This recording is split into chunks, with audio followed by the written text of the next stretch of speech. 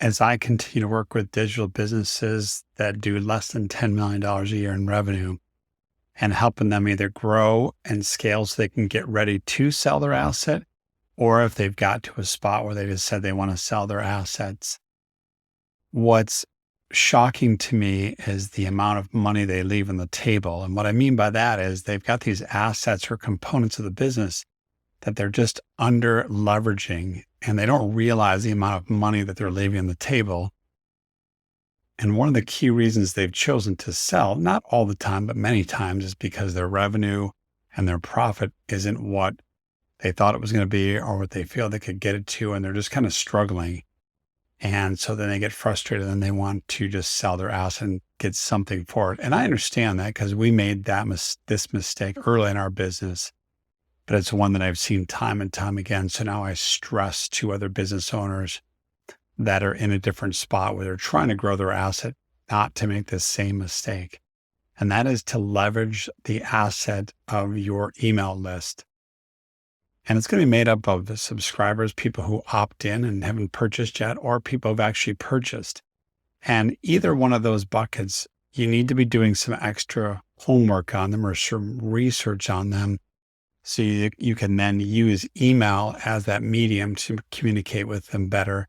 And you can show them how you can solve their problem or their challenge that they're having. Because if you think about this, they came onto your list for a reason. They gave you their email address for a specific reason. And you probably identified a problem or you had a solution to something they were looking for. And you demonstrated that you could solve it in some facet, whether they bought or they just opted in. And if they purchase, then you want to sell them other things either related to that or more of what that product or service was, or something along the lines that, again, it's related to that. But you have to communicate them through the asset of email. And it's a form of media that people spend a lot of time and money building up, and yet then they don't turn around and leverage it to get the most money out of their asset. Because when they come down to sell their asset, this business, they want to get the most money for it, as do we as advisors. And yet when I see behind the scenes and I look at their financials and I look at the different components that make up their business, that is one of the glaring mistakes that happens or that I see over and over again. And it starts really with building a relationship with that list, because you can't just hammer them all the time with trying to buy stuff. You have to learn more about them and build a relationship with them. And how you do that is actually it's called segmenting your list. One of the many benefits of segmenting your list is you're going to increase your open rates. You're going to have lower opt-outs or lower unsubscribe rates. You're going to have better deliverability, increased sales leads and greater revenue and greater profit, which is what you're looking for. Those are just a handful of the reasons you want to segment your list. And that comes from a source called Lyris, where they did some study. They analyzed thousands and thousands of emails. And they pointed out that 39% of marketers who segment their list, again, experience higher open rates, and 28% receive lower unsubscribe rates. And those things add up if you start throwing some numbers around there or just start adding more fuel to the fire in terms of building your list up. You start having those percentages and you're emailing your list consistently. By just segmenting your list, you're going to increase your revenue and your profitability. The other area that people struggle with that I've worked with is how do they segment the list, or what do they really divide them up into?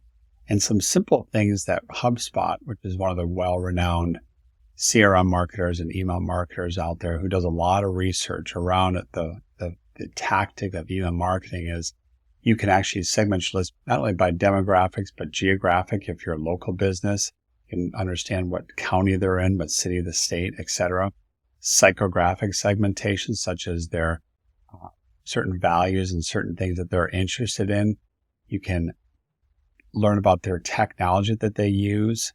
You can also look at certain behaviors that they take. So those are just some examples. So it depends upon what your business is. You want to obviously send them information around the topic or information that you can provide them for solving a problem for them. And by them either clicking a link or going to the web page and actually doing something, that indicates a hand raise. And so you should segment them based on their actions. And then you can send them more communications around that. So you can get the opportunity to go really, really deep on a specific area. And most topics out there, you have the ability to go very, very deep. And you can then demonstrate that you are an authority in the space of whatever your business is. Another definite reason you want to segment your list is just increasing or identifying the persona of the individual will increase click-through rates by 16%. That is, again, according to HubSpot. And if you think about that, if you have a volume behind that as you build your list up, that's going to increase your revenue and, of course, your profitability. But the biggest one and the best one that I find, or the biggest reason, is when you segment your list, marketers, it's been shown through some HubSpot research, is that segmenting your list leads to 18% more transactions, 24% more sales leads, and a 24% greater revenue. So just think about that. 18% more transactions, meaning people actually make purchase of something, and even 24% greater revenue if you look at things as a whole. And that comes from HubSpot. So if that right there isn't enough of a reason, it should be, because this is just pure data. And this is a company that does studies millions and millions of emails. And if you look at things across their database, their universe, they're able to pull this information out and then relay that to the rest of us, where we can then take that and use that information to make better decisions about our business and obviously grow our business. So tying that back to the M&A again is, if you're doing these things, you're going to be able to grow your revenue and grow your profit. And when you go to sell your business, it's going to be worth that much more. So if you are struggling in that area, if that is you, or you know somebody who's in this area and they're struggling to grow their revenue, go ahead and drop a comment below or send me a DM and we can set up a time to chat.